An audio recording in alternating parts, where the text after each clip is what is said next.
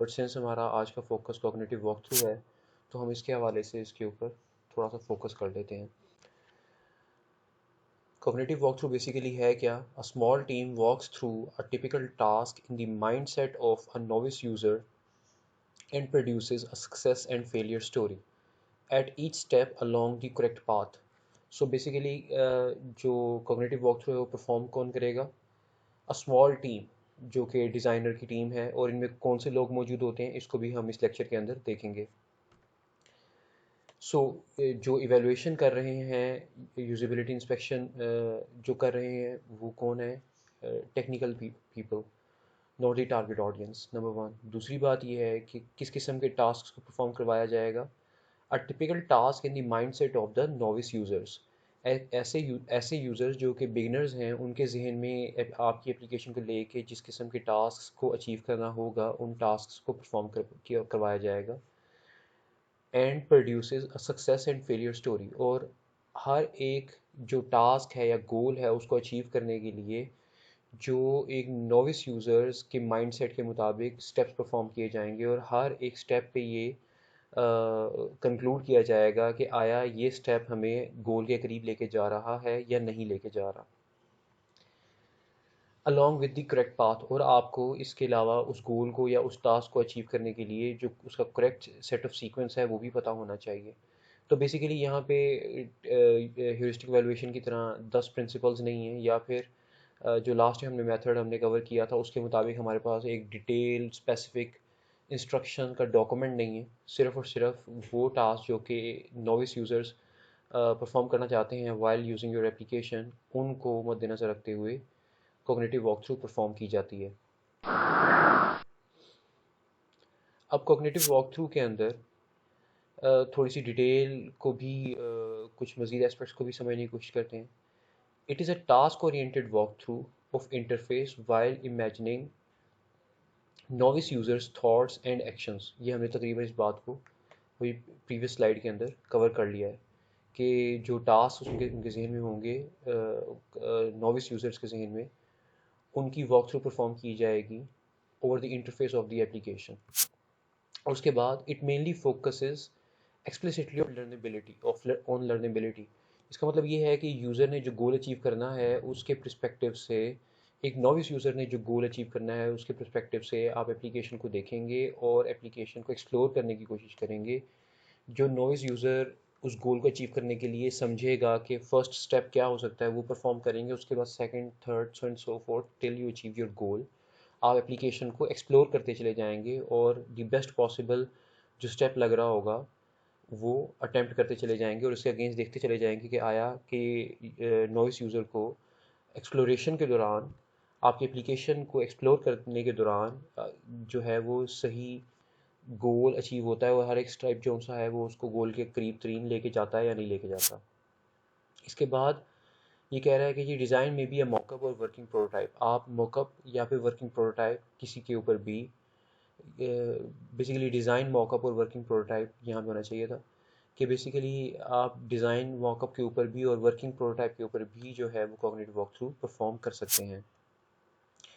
And yes the most important part कि जी जो कॉग्निटिव वॉकथ्रू है it is based on a cognitive model which is also known as CE+ of human exploratory learning. तो हमें basically cognitive walkthrough perform करवाने के लिए दो चीज़ों को समझना ज़रूरी है। बेसिकली हम जो प्राइमरीली समझना चाहते हैं वो हम समझना चाहते हैं कि ह्यूमन साइकोलॉजी एक्सप्लोरेशन कैसे परफॉर्म करती है, और कॉग्निटिव वॉकथ्रू जो सी है वो एक्सप्लोरेशन के CE+ मॉडल के जो कॉग्निटिव मॉडल है उसके ऊपर बेस करता है। तो सबसे पहले हमें समझने की ज़रूरत है कॉग्निटिव वॉकथ्रू परफॉर्म करवाने के लिए या कॉग्निटिव वॉकथ्रू को समझने के लिए कि उसको परफॉर्म कैसे करवाया जाता है, टेक्निकली स्पीकिंग कैसे करवाया जाता है। हमें सबसे पहले ज़रूरत है ये समझने की कि एक्सप्लोरेटरी लर्निंग क्या होती है, और फिर एक्सप्लोरेटरी लर्निंग को मद्देनज़र रखते हुए हमने कॉग्निटिव मॉडल जो सा CE+ है जो कि ऑफ ह्यूमन एक्सप्लोरेटरी लर्निंग का ही है, हमने उस पर्टिकुलर मॉडल को समझना है। तो सबसे पहले एक्सप्लोरेटरी लर्निंग को समझने की कोशिश करते हैं। तो यहाँ पे कहता है कि जी rather than reading, exploratory learning basically होती क्या है? It is a very basic and very pretty much self explanatory phenomenon कि जी rather than reading manual or attend course. Users often prefer to learn new system by trial and error. अगर आप भी एक application को नई application install करते हैं जिसके बारे में आपको कोई भी अंडरस्टैंडिंग ऑलरेडी अवेलेबल नहीं आपके पास मौजूद नहीं, आपका मेंटल मॉडल अपडेट आपके पास आपका mental model with respect to that particular application या फिर with respect to the similar application आपके पास मेंटल मॉडल मौजूद नहीं है, तो you being a user and we actually being a user, हम यूज़र मैनुअल को पढ़ना पसंद नहीं करते, या कोई कोर्स या उसका जो भी आप कह सकते हैं कि गाइडेड टूर देखना पसंद नहीं करते, बट वी बिलीव कि हम with the trial and error जो एक हमारा एक्सप्लोरेशन का मेथड होता है उसके थ्रू हम एप्लीकेशन को समझ पाएंगे। तो हम बेसिकली ट्रायल एंड एरर के थ्रू एप्लीकेशन को समझने की और अपने गोल्स को अचीव करने की कोशिश करते हैं, रादर के हम मैनुअल को पढ़ें या फिर किसी गाइडेड टूर या किसी कोर्स को लें in order to understand that particular application. Exploratory learning basically starts with rough idea of tasks to be accomplished. Then we explore interface and select most appropriate action in order to basically we can say that we explore interface and select a set of or a sequence of most appropriate actions that may lead us towards our goal. और उसके बाद we monitor the interface reaction on every single step and we try to figure out कि हम क्या अपने गोल के करीब एक स्टेप अपने गोल के करीब पहुँचे या नहीं पहुँचे, and determine what action to take next. अगर हमें सक्सेस मिली है तो फिर है ना will try to figure out the next step, और अगर फेलियर हुआ है तो हम will undo our previous step और हम कोई ऑल्टरनेट चॉइस को अवेल करने की कोशिश करेंगे। सो this is how the exploratory learning works. इसके बाद हमारा अब फोकस है सीई मॉडल के ऊपर, जो कि is quite similar with exploratory learning, but इसको भी हम एक दफ़ा ओवरव्यू करते चले जाएंगे बिफोर अंडरस्टैंडिंग कॉग्निटिव मॉडल और फिर उसकी एक केस स्टडी को करने के लिए। और यहाँ पे मैं आपको ये भी बताता चलूँ कि अब आज के लेक्चर के अंदर जब मैंने आपको केस स्टडी का नाम लिया है तो इस केस स्टडी के साथ कोई भी असाइनमेंट एसोसिएटेड नहीं है। ऑलराइट जी। The CE Plus model further describes exploratory learning behavior in terms of three components. Number one, problem solving component. Number two, learning component. Number three, execution component. So basically मैं आपको again कहना चाहूँगा कि CE Plus model जो सा है ये exploratory learning जो हमने प्रीवियस स्लाइड के अंदर कवर किया था उसकी हम कह सकते हैं कि एक सिस्टमेटिक फॉर्म है, और इसके अंदर ये तीन कंपोनेंट्स मौजूद हैं। हमें दो के ये गिवन है इस सीक्वेंस के अंदर जो कि आपके सामने मौजूद है, मगर हम इसको पढ़ने के बाद इनको एक एक करके समझने के बाद ये फिगर आउट करेंगे कि बेसिकली इनको परफॉर्म करने का सही सीक्वेंस क्या है।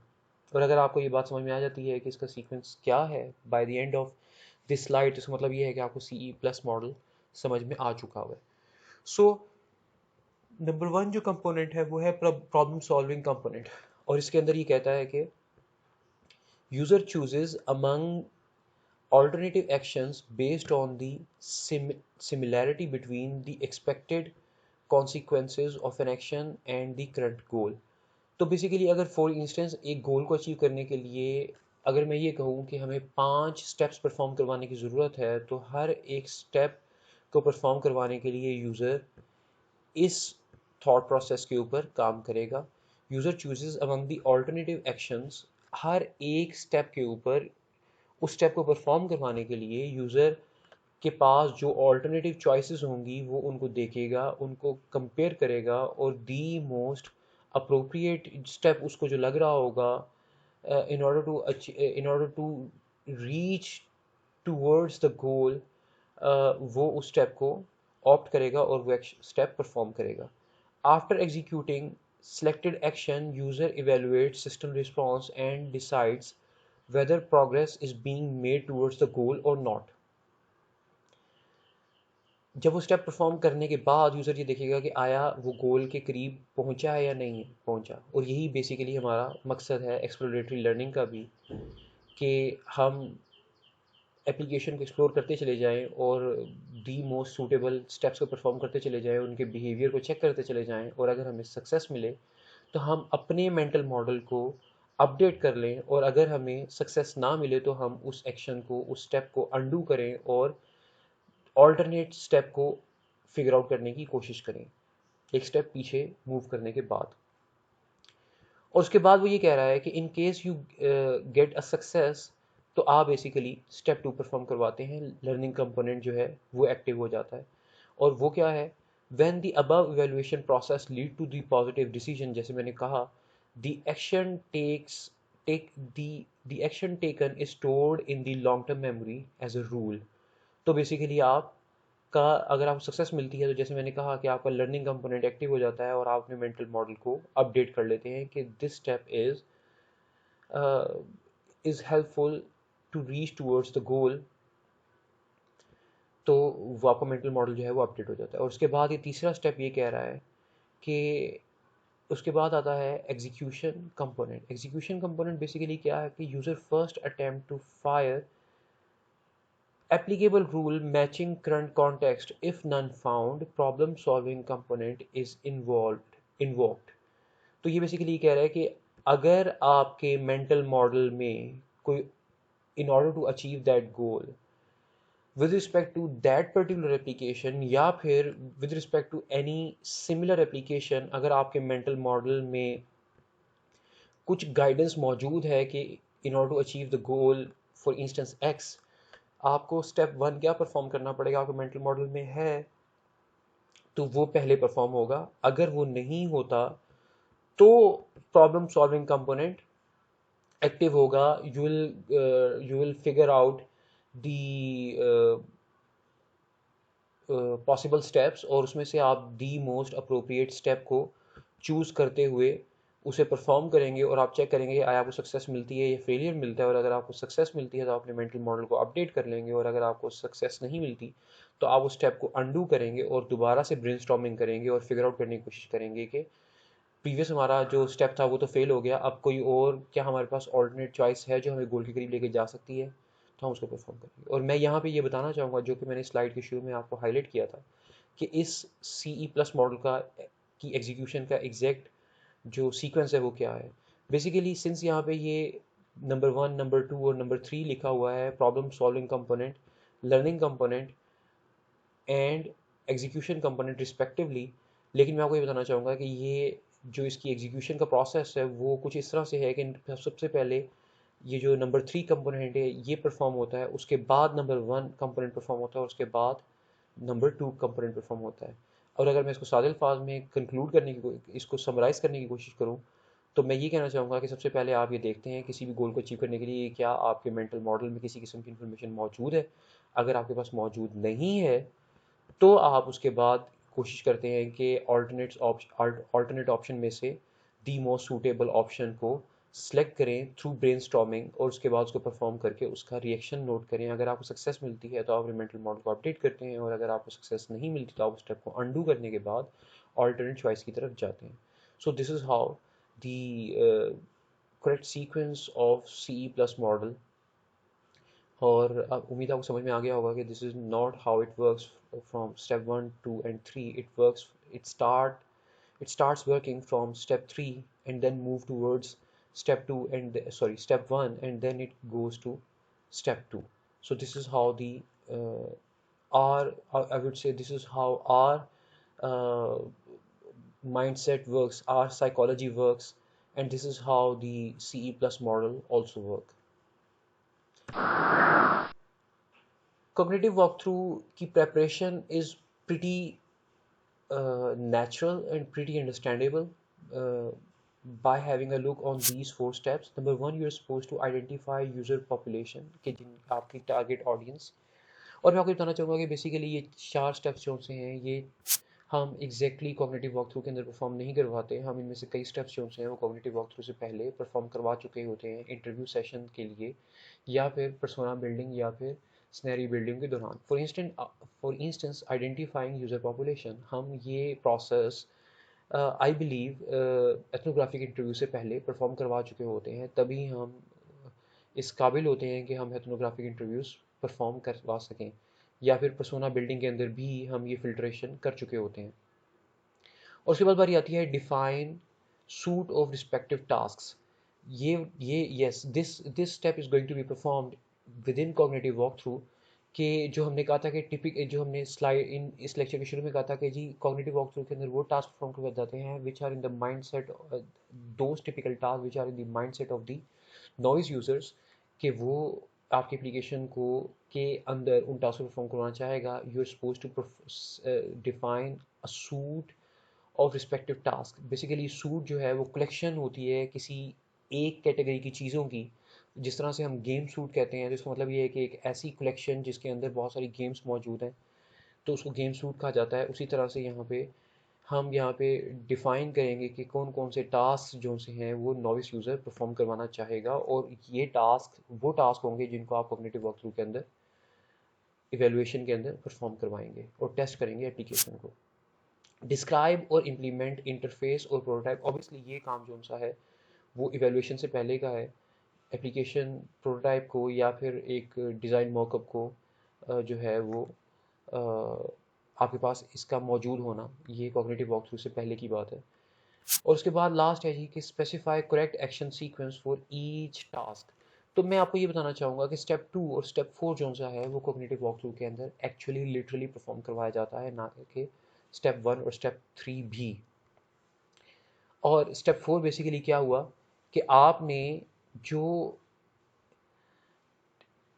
डिफाइन किया है सूट ऑफ रिस्पेक्टिव टास्क्स या फिर गोल्स हम कह दें, तो हर एक गोल को अचीव करने के लिए जो करेक्ट एक्शन सीक्वेंस है उसको साइड बाय साइड भी डिफाइन करना बहुत ज़रूरी है, ताकि आप कॉग्निटिव वॉक थ्रू के साथ हर एक स्टेप को मैच करके देख सकें कि आया कॉग्निटिव वॉक थ्रू के दौरान जो फिगर्ड आउट स्टेप है वाइल कीपिंग द मेंटालिटी और the knowledge of novice user, जो आपने स्टेप परफॉर्म किया है क्या वो करेक्ट एक्शन सीक्वेंस के साथ मैच करता है या नहीं करता। तो इसलिए आपके पास पैरेलल में करेक्ट एक्शन सीक्वेंस भी मौजूद होना चाहिए।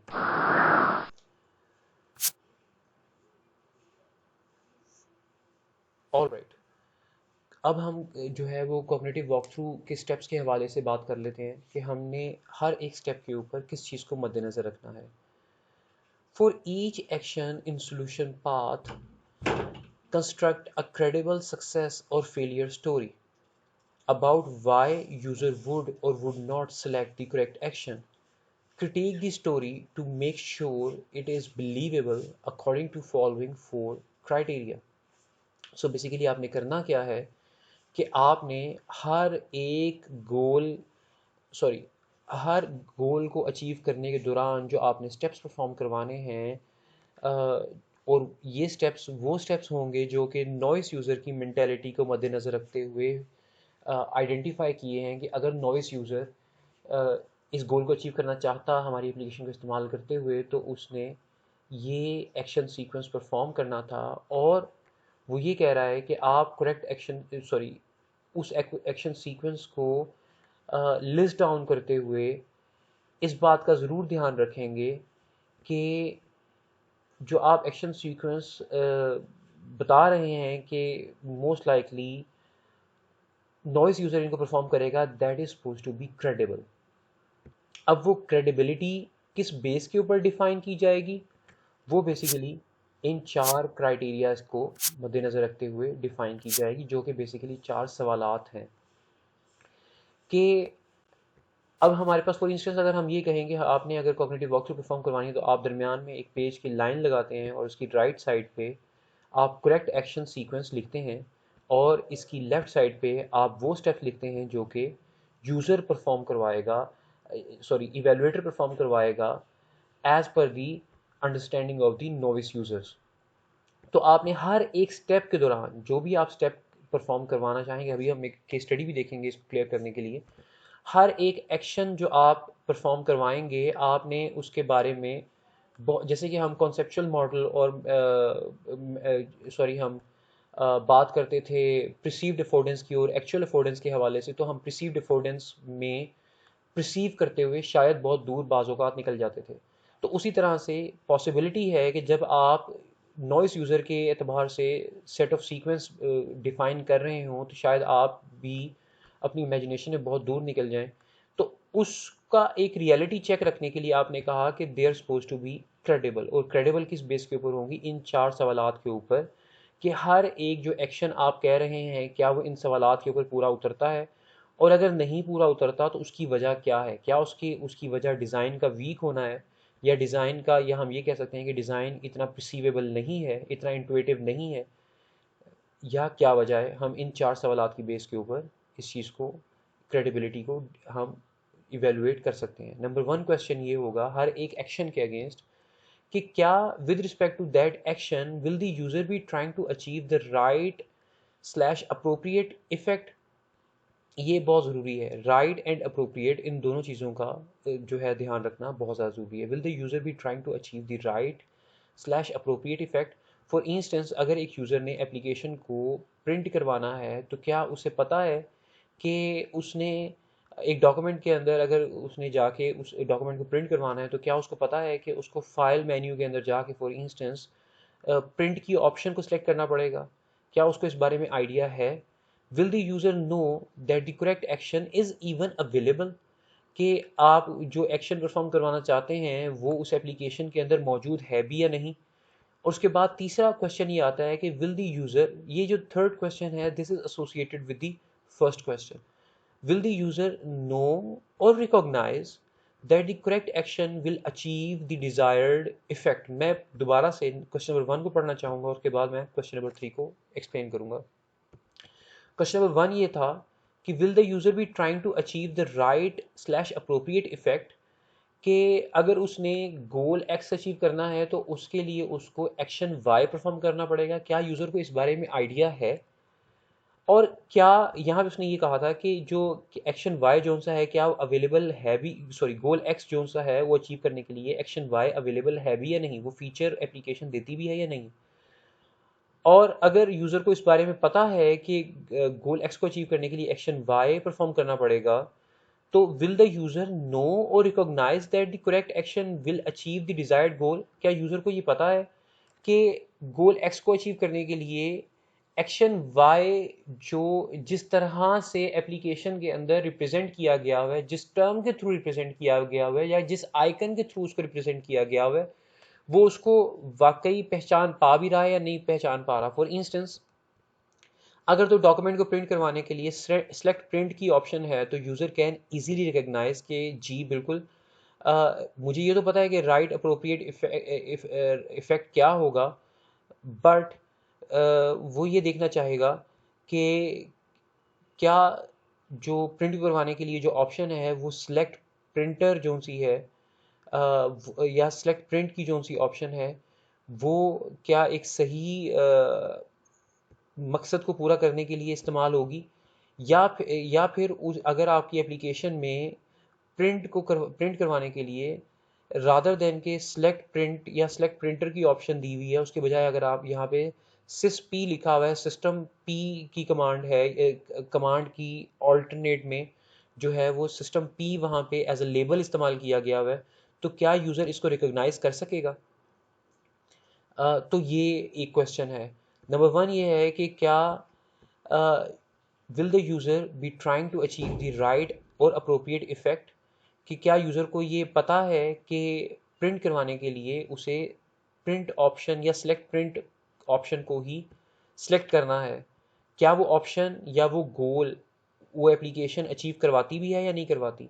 और वो जो ऑप्शन है जिसके बारे में उसको पता है कि ही इज़ प्रीटी श्योर कि ठीक है हर एक एप्लीकेशन के अंदर सिलेक्ट प्रिंट की ऑप्शन मौजूद होती है, तो क्या वो सिलेक्ट प्रिंटर के लेबल के थ्रू उसको ज़्यादा रिकग्नाइज कर पाएगा, या फिर अगर वहाँ पे सिस पी का जो लेबल है उसको इस्तेमाल किया गया हुआ है तो उसके थ्रू उसको रिकग्नाइज कर पाएगा अगर एप्लीकेशन में इस तरह से प्रिंट की ऑप्शन को रिप्रेजेंट करवाया गया हुआ है तो?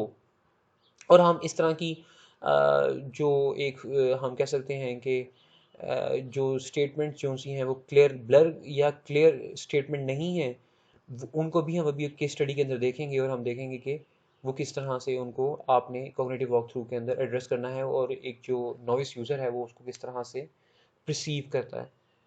और लास्ट क्वेश्चन ये है कि if the correct action is taken will the user see that things are going okay, यानी कि अगर उसने एक एक्शन परफॉर्म करवाया है और वो सही एक्शन है और वो उसको गोल के एक स्टेप क्लोज ले गया है, तो क्या यूज़र को इंटुइशन मिलती है, परसेप्शन आती है कि ये जो उसने टास्क परफॉर्म, ये जो स्टेप परफॉर्म किया है वो सही था। तो हर एक एक्शन के अगेंस्ट आपने ये 4 सवालात के जवाब देने हैं, और अगर आप इन सवालात के जवाब सही तौर पे जस्टिफाई कर पाते हैं with respect to the perception of the novice user, अगर उसमें वीकनेस है तो, या फिर with respect to the application design अगर उसमें वीकनेस है तो आपके हर एक स्टेप के अगेंस्ट, अगर जैसे मैंने कहा कि इन 4 सवालों को जस्टिफाई करना ज़रूरी है, तो आपके जो एक एक्शन सीक्वेंस आपने डिफाइन किया है with respect to the mentality of the novice user, उसको क्रेडिबल माना जा सकता है।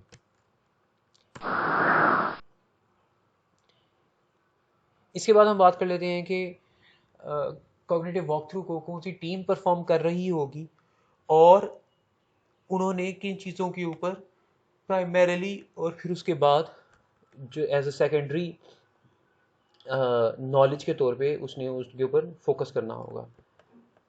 So it is perform by mix team of analysts, जिसके अंदर डिज़ाइनर, एप्लीकेशन इंजीनियर्स और यूजिबिलिटी स्पेशलिस्ट तीनों मौजूद होते हैं।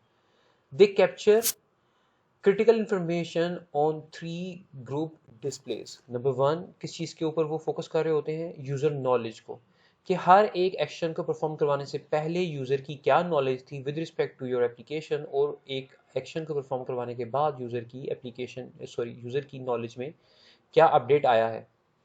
उसके बाद बारी आती है credible success and failure story, कि उसके बाद जो वो उनका जो जो इंफॉर्मेशन वो कैप्चर कर रहे होते हैं, वो ये देखते हैं कि यूज़र ने जो सी एक्शन परफॉर्म करवाया है उसके अगेंस्ट उसको सक्सेस मिली है। सबसे पहली बात तो ये कि उससे credible success and failure story generate कर रहे होते हैं, और फिर वो ये देखते हैं कि हर एक स्टेप को परफॉर्म करवाने से यूज़र जो है वो गोल के करीब तरीन जाता है या फिर उसको अंडू करवाना पड़ता है। और हर और हर एक जो है जो एक सक्सेस स्टोरी के अंदर जो उनसे स्टेप्स मौजूद हैं, हर उसके अंदर मौजूद हर एक स्टेप जो सा है, हर एक स्टेप के अगेंस्ट यूज़र को कितनी दफ़ा ऑल्टरनेट ऑप्शंस को हिट एंड ट्राई परफॉर्म करना पड़ता है, या फिर उसको पहली दफ़ा में ही सक्सेस मिल सकती है। उसके बाद बारी आती है side issues and design changes के हवाले से। अगर कोई इसके अलावा भी कोई आपको मज़ीद इंफॉर्मेशन आपकी मॉनिटरिंग में आती है तो आप वो भी नोट डाउन कर लेते हैं ड्यूरिंग कोग्निटिव वॉक थ्रू। और उसके बाद बेहतर ये है कि आप इस तमाम सेशन को वीडियो टेप कर लें, ताकि आपके लिए इसको दोबारा कोग्निटिव वॉक थ्रू के अंदर जो भी इंफॉर्मेशन आपने नोट डाउन की है उसको आपके लिए ट्रेस करना आसान हो जाए। अब हमारे पास एक केस स्टडी है कॉग्निटिव वॉक थ्रू के हवाले से, और ये केस स्टडी क्या है इसको देखते हैं। कि आपके पास टास्क है forwarding forwarding calls on a campus telephone system from the perspective of the first time user। for instance हम ये कहें जैसे हमारी यूनिवर्सिटी के अंदर हर एक फैकल्टी और स्टाफ मेंबर के पास टेलीफोन है जो कि एक्सचेंज के ऊपर काम कर रहा होता है, टेलीफोन एक्सचेंज के ऊपर काम कर रहा होता है, और हम जो हमारे हर एक जो टेलीफोन सेट है उसका एक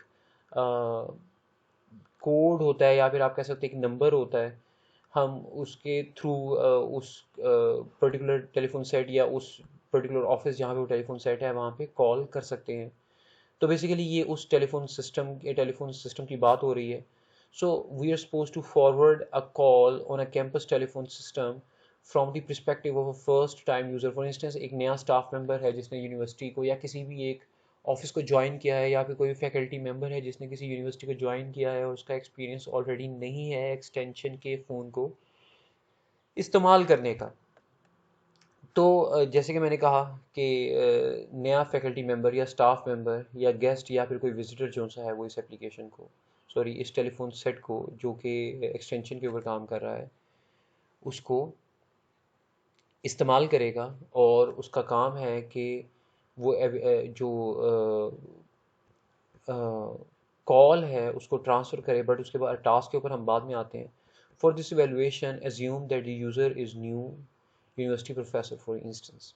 और उसके बाद वो कहता है कि जी टास्क ये है कि जी कैंसिल द करंट फॉरवर्डिंग। अगर आपने फॉर इंस्टेंस मैं ये कहता हूँ कि मैं आज और कल यूनिवर्सिटी से छुट्टी पे रहूँगा, तो मैं ये चाहूँगा कि अगर जो भी कॉल्स मुझे आती हैं वो ज़ाया ना हो सकता है कि जो लोग मेरे से बात करना चाह रहे हैं उनको मेरे से कोई यकीनन कोई काम होगा, तो वो बजाय इसके कि 2 दिन डिले कर जाएं अपने काम को, मैं अपने से एक ऐसा फैकल्टी मेंबर जो कि मेरे साथ एसोसिएटेड है और उसको मेरे से रिलेटेड तमाम कामों के बारे में पता है, और वो अगर किसी को मेरे से कोई काम पड़ सकता है तो वो उन इश्यूज़ को एड्रेस कर सकता है, तो मैं क्या चाहूँगा कि मैं उस अपने मेरे पास आने वाली कॉल्स को फॉरवर्ड कर दूँ उस पर्सन के पास डायरेक्टली, ताकि वो कॉल उसके पास फॉरवर्ड हो जाए और वो डायरेक्टली उसको उसको जो है वो रिसीव करे, और जिसने भी कॉल की है उसके इशू को जो है एड्रेस करे या फिर रिजॉल्व करने की कोशिश करे या उनको अकोमोडेट करने की कोशिश करे।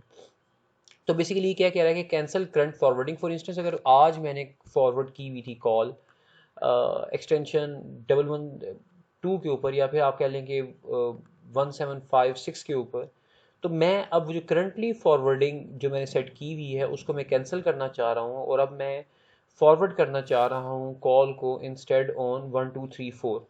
इस एक्सटेंशन के ऊपर मैं अब फॉरवर्ड करना चाह रहा हूँ और प्रीवियस फॉरवर्डिंग को कैंसिल करना चाह रहा हूँ। ये टास्क है। इंटरफेस क्या है जी हमारे पास? Standard size touch tone phone है ऑन डेस्क, जिसके ऊपर हमने काम को परफॉर्म करवाना है, और हमने जो एक्शंस परफॉर्म करवाने हैं उनके लिए हमारे पास इंस्ट्रक्शंस क्या हैं कि अगर आपने फॉरवर्ड करनी है किसी एक्सटेंशन के ऊपर तो आपने स्टार 2 का कोड इस्तेमाल करना है। अगर आपने करंट फॉरवर्डिंग को कैंसिल करना है तो आपने नंबर साइन 2 प्रेस करना है। और अगर आपने कॉल को फॉरवर्ड करना है सॉर्ट ऑफ कॉन्फ्रेंस के ऊपर ताकि तमाम लोगों को कॉल जाए, तो फिर आपने सेंड ऑल के लिए आपने उस कॉल को स्टार 3 प्रेस करना है। या फिर आप ये कह लेंगे उसको कॉन्फ्रेंस के लिए, या मैं कॉन्फ्रेंस से ज़्यादा ये कहना चाहूँगा कि अगर आप ये चाहते हैं कि तमाम लोगों को वो कॉल फॉरवर्ड हो जाए और उनमें से कोई भी जो पहले पिक कर ले वो उसको एड्रेस कर दे, तो उसके लिए आप स्टार 3 प्रेस करेंगे। और ये इस एक्शन का इस गोल को अचीव करने का करेक्ट एक्शन सीक्वेंस है जो कि हमेशा आपके पास होना ज़रूरी है। और वो क्या कहता है कि इसका नंबर 1 स्टेप ये है कि you will pick up the receiver. आपको रिस्पांस में क्या मिलेगा? डायल टोन मिलेगी। नंबर 2 स्टेप आप ये परफॉर्म करेंगे, you will press number sign 2 in order to cancel the current forwarding. और जो फ़ोन है सॉरी, वो आपको रिस्पॉन्ड करेगा with 3 discontinued beeps. Rather than कि आप जैसे रिसीवर उठाते हैं तो आपको एक बीप आती है, कॉन्टीन्यूस बीप आ रही होती है, उसके बजाय जैसे कि अगर कोई बंदा आपकी कॉल कट कर देता है तो आपको जिस तरह से एक डिसकंटिन्यूड बीप सुनाई देती है, वो सुनाई देगी। इसका मतलब ये है कि जब आपको 3 बीप सुनाई देती हैं तो इसका मतलब ये है कि आपकी जो प्रीवियस कमांड थी वो सही तरीके से परफॉर्म हो गई है, जो कि इस पर्टिकुलर केस के अंदर कॉल को कैंसिल करना था। और उसके बाद you hang up the receiver, you suppose to hang up the receiver as a step 3, ताकि ये जो एक्शन परफॉर्म करवाया गया था प्रेस नंबर साइन 2 वाला, ये जो है ये न्यूट्रलाइज हो जाए और हम अपने टेलीफोन सेट को as a fresh new start हम दोबारा से हम उसको ट्रीट कर सकें और हम फर्दर जो भी एक्शन परफॉर्म करवाना है वो करवा सकें। So you hang up the receiver and then you again pick up the receiver, और उसके बाद आपको एक नॉर्मल डायल टोन मिलेगी। And what you do next is you press star 2 जो कि फॉरवर्ड कॉल के लिए है। आपको अगेन डायल टोन आएगी और उसके बाद आप प्रेस करेंगे 1 2 3 4 जिसके ऊपर आप इसको फॉरवर्ड करना चाह रहे हैं, और फिर आपको डिसकॉन्टीन्यूड बीप मिलेगी। इसका मतलब ये था कि आपने जो स्टेप 5 था, वो जो आपने स्टेप 5 शुरू किया था और उसकी कंटिन्यूएशन में स्टेप 6 परफॉर्म किया था, वो सक्सेसफुली परफॉर्म हो चुका हुआ है। और उसके बाद you will hang up the receiver. It means that you are done forwarding your upcoming calls from now on to 1 2 3 4 from the now they'll be forward to the to this particular number instead of the previous forwarding जो already यहाँ पे लगी हुई थी। अब ये तो था एक correct action sequence in order to achieve this particular goal.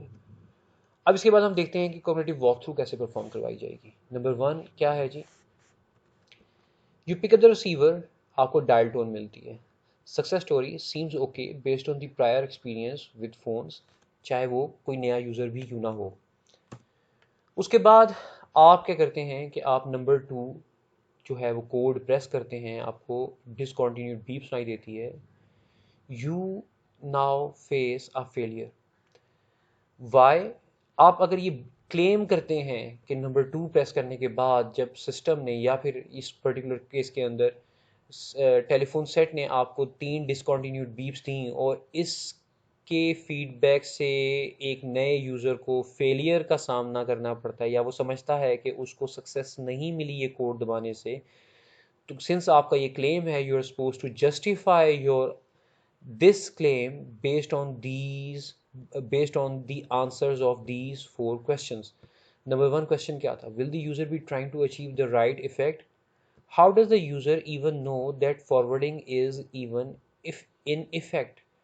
Because उसने जब नंबर 2 प्रेस किया तो 3 डिसकंटिन्यूड बीप्स आई, और यूजुअली जब आप कुछ गलत परफॉर्म करते हैं एक टेलीफोन सेट के ऊपर तो आपको डिसकंटिन्यूड बीप्स सुनाई देती हैं। तो उसको बिल्कुल भी आइडिया नहीं हो सकेगा कि वो उसने जो एक्शन परफॉर्म किया है वाकई वो उसको लेके उसको परफॉर्म करवाने से सही इफ़ेक्ट को अचीव करना चाह रहा था या कर पा रहा था, ये आप कह सकते हैं। Will the user know that the correct action is available? Probably yes. If forwarding is active, one must be able to cancel it. Cancel is visible on the telephone, on the template of the telephone. यानी कि cancel की option के against cancel की option जो सी है वो available है, या फिर आप ये कह सकते हैं कि आप जो टेलीफोन सेट के ऊपर एक क्विक रेफरेंस के तौर पे लिखा होता है कि कैंसिल के लिए अगर आपने कैंसिल दबाना है तो कैंसिल करना चाहते हैं तो आप नंबर साइन 2 प्रेस करेंगे, तो वो क्लियरली अवेलेबल है। अगर मैं चाहे एक नया एम्प्लॉय ही क्यों ना हूँ, लेकिन अगर मुझे ये पता है कि मैं अपने टेलीफॉन सेट नंबर को अपनी अपनी टेलीफोन को मेरे मुझे आने वाली कॉलों को मैं ट्रांसफ़र कर सकता हूँ किसी और नंबर के ऊपर, तो मुझे ये भी पता होगा कि मैं जो ऑलरेडी फॉरवर्ड लगा हुआ है उसको कैंसिल भी कर सकता हूँ। और सिंस आपके टेलीफोन सेट के ऊपर भी एक क्विक रेफरेंस के तौर पे मौजूद है कि अगर आपने कैंसिल करनी है करंट फॉरवर्डिंग को, आप उसके अगेंस्ट नंबर 2 प्रेस करें, तो ये उसको पता होगा। Will the user know that the correct action will achieve the desired effect? Well, maybe not. Might or because the new user might not recognize cancel as the control to cancel forwarding. Might think that just pressing 2 is sufficient instead of number 2. So confusion ये हो सकती है कि since cancel के against लिखा हुआ है number 2, तो शायद एक नए यूज़र को ये लगे कि नंबर 2 का मतलब ये है कि हैश का साइन और उसके बाद 2 प्रेस नहीं करना, सिर्फ और सिर्फ नंबर साइन 2 लिखा हुआ है, सिर्फ 2 प्रेस करेंगे तो आप प्रीवियसली जो फॉरवर्डिंग है उसको कैंसिल कर सकते हैं। So the question was, will the user know that the correct action will achieve the desired goal? Well, in as per his perception, the correct action is 2, not number 2. Like there is a possibility that his perception is that the right action is 2, not number 2. Well, in that case, the answer is no. और हमारा चौथा सवाल ये है कि if the correct action is taken, will the user see that the things are going okay? Well, ये question का जो जवाब है वो एक रूट कॉज साबित हो सकता है आपके इस एंड रिजल्ट को आने के लिए। फॉर इंस्टेंस अगर 3 डिसकंटिन्यूड बीप्स आई हैं तो हालांकि एक्शन सही परफॉर्म हुआ है मगर यूज़र की नज़र में ये फेलियर है, और वो फेलियर क्यों है? लाइक जो मेनली क्वेश्चन आपके इस आर्गुमेंट को सपोर्ट कर रहा होगा वो इन 3 सवालात के जवाबात के साथ जो प्राइमरीली जो कंट्रीब्यूट करेगा वो ये 4th क्वेश्चन करेगा, और ये डिपेंड करता है कि कौन सा क्वेश्चन जो है उस पर्टिकुलर केस के अंदर आपको प्राइमरीली सपोर्ट कर रहा होता है। इन दिस पर्टिकुलर केस आपको ये 4th क्वेश्चन प्राइमरीली सपोर्ट करेगा। If the correct action is taken, will the user see that things are going okay? How do first time user know they have succeeded? After some experience they will recognize कि जो एक discontinued beep है basically वो कोई error की वजह से नहीं आई, बल्कि आपने जो एक्शन परफॉर्म किया था जब वो सक्सेसफुली कंप्लीट हो जाता है तो आपको 3 डिसकंटिन्यूड बीप्स आती हैं, जो कि ये साइन होता है कि आपका एक्शन सही तरीके से परफॉर्म हुआ है। नए यूज़र को इस बारे में पता नहीं होगा, इसकी इंटुइशन नहीं होगी। और उसके बाद वो ये कहता है कि जी hang up the receiver, failure story, will the user be trying to achieve the right effect, big trouble. How do you know you have to hang up before re-establishing forwarding? Like for instance आपने जब forwarding cancel की है previously और 3 discontinued beeps आई हैं, तो आपको ये कैसे पता होगा कि अब जो अब करंटली आप जो आप फॉरवर्ड अप्लाई करना चाहते हैं, उसके लिए आपको रिसीवर को हैंग अप करना पड़ेगा और फिर आप उसको दोबारा से पिकअप करेंगे और फिर दोबारा से आप उसको स्टार जो भी इंस्ट्रक्शन थी स्टार 2 देंगे और उसके बाद आप उसको जो है वो 5 डिजिट या 4 डिजिट जो है वो एक्सटेंशन नंबर बताएंगे जहाँ पे आपने उसको फॉरवर्ड करवाना है। तो बेसिकली ये भी एक फेलियर स्टोरी के तौर पे आ सकता है। और इसी तरह से आप फर्दर जो सा है स्टार 2 के रिएक्शन के बारे में और फिर स्टार 2 के रिएक्शन के बाद जो आप एक्सटेंशन टाइप करेंगे उसके बाद 3 डिसकंटिन्यूड बीप्स आएंगे, उसके बाद भी आप ये बताएंगे कि आया उसके अगेंस्ट जो है वो सक्सेस यूज़र को मिली या फेलियर मिली। एक बात जहन में रखनी है कि